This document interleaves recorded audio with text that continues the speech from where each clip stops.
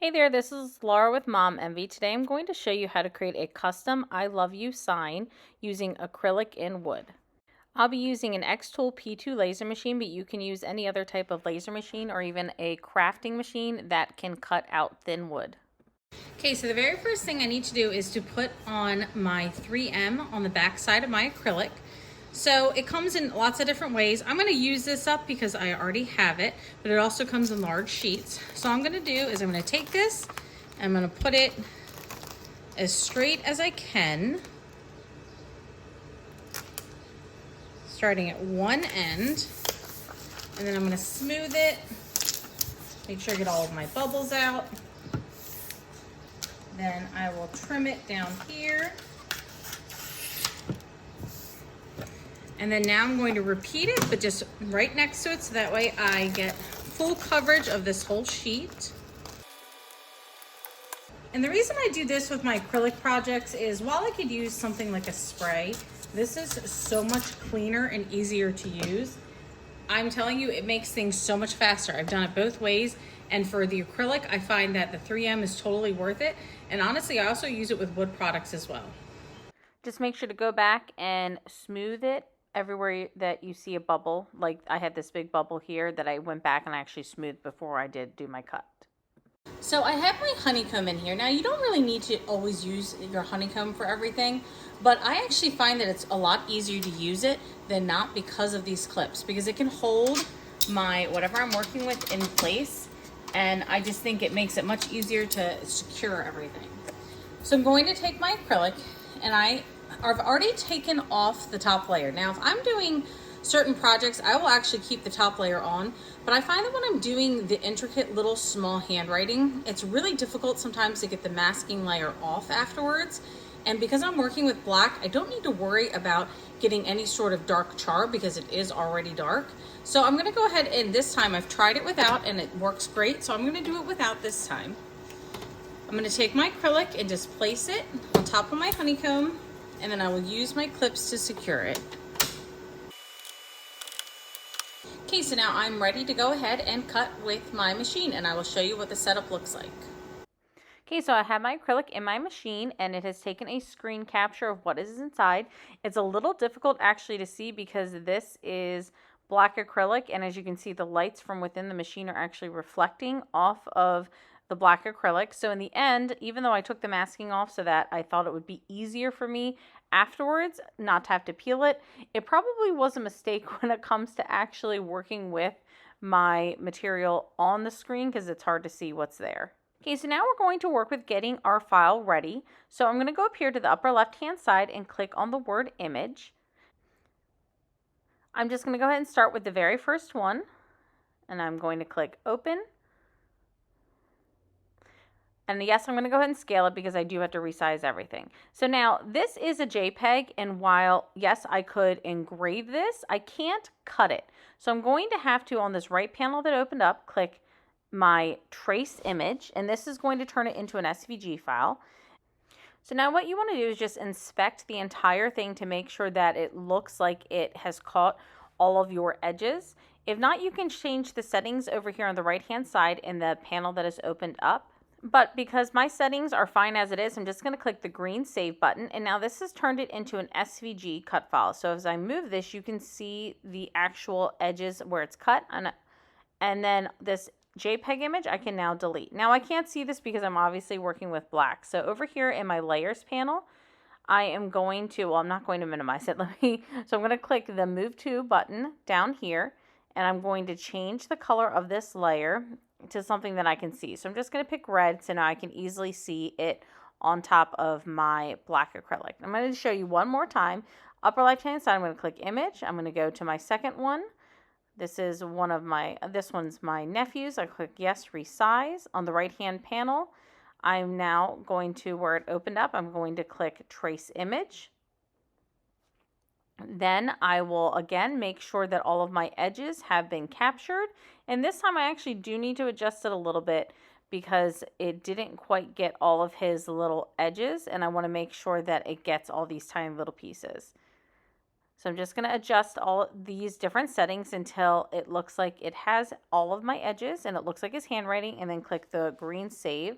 And again, I need to now take this and I'm going to change it because I'm going to be doing the same thing to both layers. So I'm going to click move to and move it to the red layer. And then as you can see, now it's got my red outlines like an SVG file. And then I can click on my other image and just delete that. And now after this, I'm going to go ahead and do all of the other ones, and then I will come back and show you what the next step will be. Okay, so I've traced all of my images. They're ready to go. And now we need to go ahead and get our machine actually ready to cut.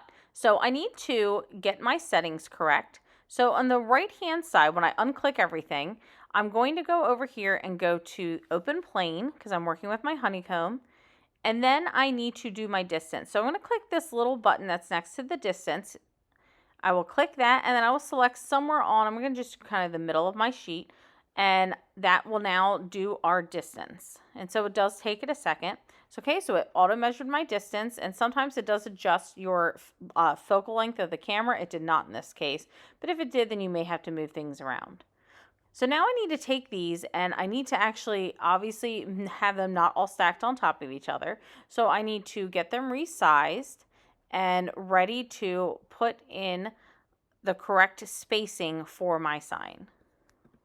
The very first thing I'm going to do is to take a rectangle shape and I'm going to make what essentially is the frame that I'm working with, so that way I can get my spacing just right. And there's a reason that I'm going to do this today, and I'm going to show you. When you're working with handwriting, it's actually really good to keep everything almost making like a frame for what you're writing to make sure that your placement is correct.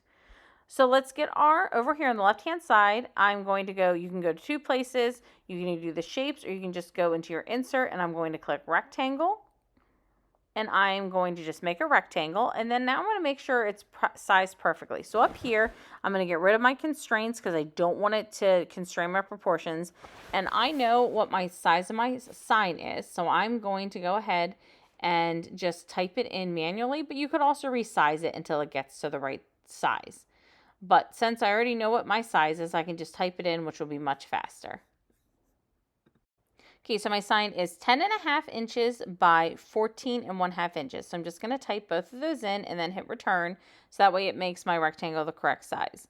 Now, the way that the machine is oriented, I'm actually going to turn this on its side to work because that will make sure that I am able to cut the entire height of my sign. So I'm just going to have turn everything clockwise. So I'm going to go ahead, and my machine, of course, can't cut quite this large, but I'm not going to cut all the way to the edge for my acrylic because that wouldn't look very good. So I just want to use this for now, though, just to have an approximate size of what my sign is. Okay, so now I need to resize all of these because they are really too big. So I'm just going to go ahead and select all of them. So I'm going to hold down Shift, which will just make sure that I select each one. And then I need to make sure, of course, not to get the rectangle. But I'm going to hold down Shift and then go to one of my corners and drag down just to make them smaller because I can't really work with them that large because they're not going to be that large on my final sign. And then I'm going to rotate them all together clockwise just so that way I, again, am working, that's the direction that I'm working with my sign to make sure I can cut everything all at once. Now I'm going to order these in, I'm going to go from the oldest grandchild to the youngest grandchild, but of course you could do it any way you'd like. Okay, now I need to take these bottom two just to resize them because they're a lot bigger than the other two. So I'm just going to select them. Again, hold Shift to make sure that I'm constraining the proportions. I'm going to also resize this one. And now I want to get them looking nice and even. So I'm going to select all of them. And I'm going to go up here to my align, and I'm going to click align the top. And so what that's going to do is now I can see that these two are a lot smaller. And so I'm going to go ahead. Oh, let me get rid of that rectangle. I'm going to resize these and make these bigger because I want them all to be closer in size. Okay, now that I've done that, I am going to select all of them.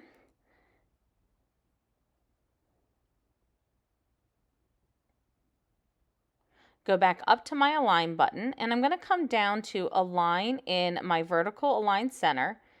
And then I'm going to make sure everything is distributed horizontally. And that's just going to make sure that everything is distributed you know, across the board so it doesn't look all squished together. Now, I need to shrink these a little bit more because it is still too large for my sign. I don't want it to take up the whole sign. So I'm just going to go to one of the corners and again, hold down shift and then just shrink everything together at one time. Now I do want to keep my frame, but I'm going to make it smaller. So I'm just going to go ahead and take my rectangle and I'm just going to shrink it down to make sure that of course it is within the actual cutting space, the capabilities with my machine. So I'm just going to shrink this down, but I am going to keep it because again, I will show you when we go to actually assemble the sign why even though it wastes acrylic, it is really important with this handwriting types of signs where you want it to look like the child's handwriting, that everything is placed properly. Okay, so now that I have everything here, I'm going to go ahead and just move it down a little bit so that way I make sure it all gets cut. Now I want to take up as little acrylic as I can, so I'm going to just move this around to where I know that it will definitely be cut with on my acrylic, but it's really hard to actually tell what is honeycomb and what is acrylic. I did try to put some tape over here on the left to see, so I'm going to go ahead and put it as far down as that as I can see because the right side I can't tell at all. So I'm just going to move this down and make sure again I am wasting as little acrylic as possible. Okay, so even though I distributed things, I can tell that there's a really big gap because I think it's because my niece's, her Y is going kind of hanging down. So I'm actually going to manually space these myself just to make it look a little bit more pleasing to the eye.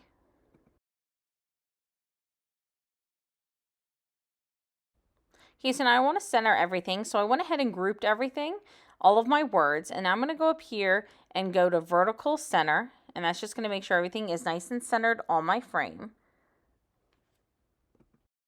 Okay, so now I'm ready to do my cut settings. I'm going to highlight everything because it's going to do the exact same type of cut. It will bring up this panel over here on the right hand side. I'm going to click cut. Let me see. So I thought I was maybe had it saved, but I don't. So if this is something that is a material you've never cut before, just make sure you do a test beforehand. I've done this material so much that I'm not really worried about that. I know what my settings are because I always do the same thing. So for me, it's going to be a power of 100 and a speed of 20, and I'm going to do one pass. And believe it or not, we are ready to process this. So on the bottom right-hand side, I'm going to click the green process button, which will bring up a preview screen of what it looks like, of what's going to be cut. And then in the upper right-hand side, I'm going to click start. I'm going to show you what this looks like ready to cut in my machine. So as you can see, I've got my acrylic in and I'm ready. So I have my blue glowing button ready to push. So I'm going to push this to start and then it will begin cutting.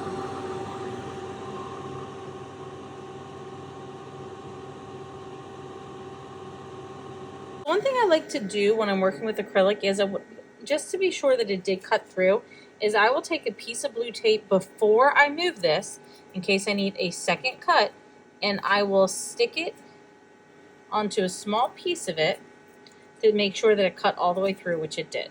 Another thing I do when I'm working with these intricate letters is I actually go through with painter's tape. You can also use masking tape.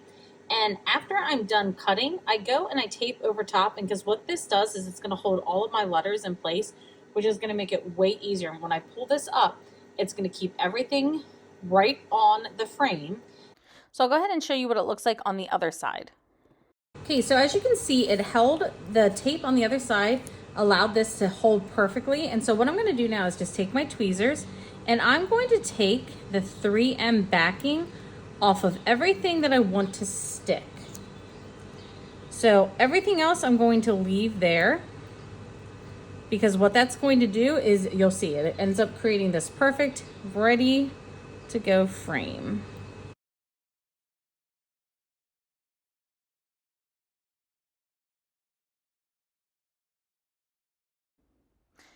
And then right here is where I realized that my one niece's handwriting was actually too thin, and it really isn't, I don't think it's going to come out well. So even though I started to pick all of this off, I actually end up putting some painter's tape over the back of this and decide that I'm going to place all of my other letters and then I'm going to recut her I love you after I've done an offset to make it thicker.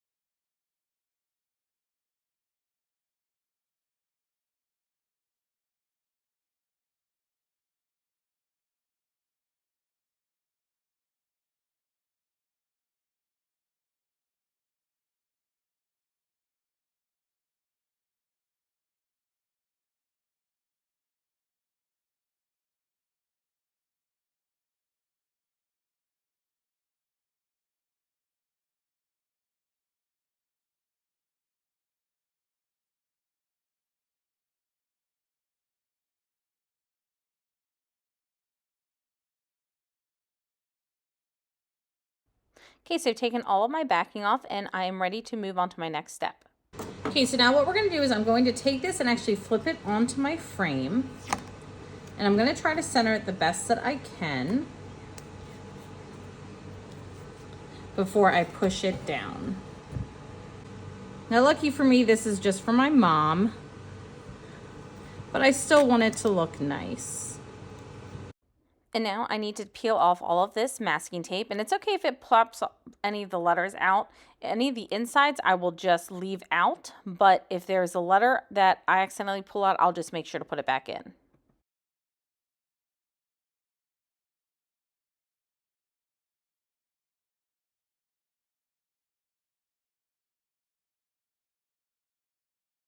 Okay, so now what I'm gonna do is I'm gonna take the back part of my tweezers and I'm just going to push down to make sure that my letter adheres to the sign.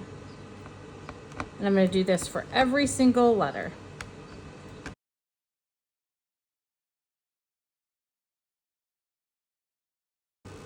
Okay, once I know all of my letters have been pushed through and are adhered, you can actually pop this off. Now, if you start to pull it up and you see that a letter is staying inside of the frame portion, then just pause and push it back in, and then you can keep going. I know that there is wasted acrylic when you do this method, but I could go back in and easily use up some of this extra space. But when you're doing something like this, where it's really important that you get the original artwork looking correct. And actually, see, this is why I'm glad I didn't fully pull this, because I'm missing the Y. So now what I can do is I'm going to take this, place it back on, and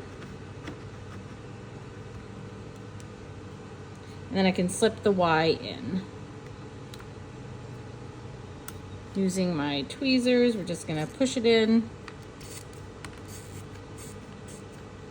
So now I know that it's evenly spaced exactly where my nephew wrote it to start. Okay, so now I just know that this is exactly how it was written to start. And so it really keeps the integrity of the type of project that we're doing, which is the handwriting of all of my mom's grandchildren. And so now what I'm gonna do is take my tweezers and I'm gonna just pop all of these back out. And then I'm gonna quickly cut my niece's I love you and get that in place. And I will show you what the final product looks like. So if you have a spot where it's not coming out, you can just take a piece of tape. And since it doesn't have the 3M exposed, it may take it a second, but I'm gonna just push this down, really adhere it, and then it pulls the inside of my letter right out. Okay, so this is what this looks like. And I'm gonna go ahead and cut my last I love you. Now I do need to get the I love you to be thicker, and I wasn't able to get it in the xTool software because the outline tool wasn't working. So what I did was in Photoshop, all I did was change my blending settings, and I just added an outline in there just to make it a little bit thicker so that I could easily cut it. And then I exported it out of Photoshop, and now I'm just going to bring it back in and make sure it's approximately the same size as this I love you, and then I will go ahead and cut it and then get that one in place. So I did the exact same thing with the I love you, and now I have it ready to go. As you can see, I have the 3M backing off. I'm going to just put this in between the two words. Thankfully, it does fit in between. Okay, so I've placed it on my sign, and then I need to do my next step, which is to remove the tape. So now, just like with the other one, I'm going to take the back of my tweezers, and I'm just going to push every letter out and against the wood, so that way it adheres to the sign. Once I think I've gotten all of my letters adhered, I'm just going to pop this off and leave the letters behind. These letters are so thin, I'm not even going to try tweezers. I'm just going to try the tape method for removing the insides of my letters. And then just make sure it's all pushed down. And so that's it. I've got my finished sign.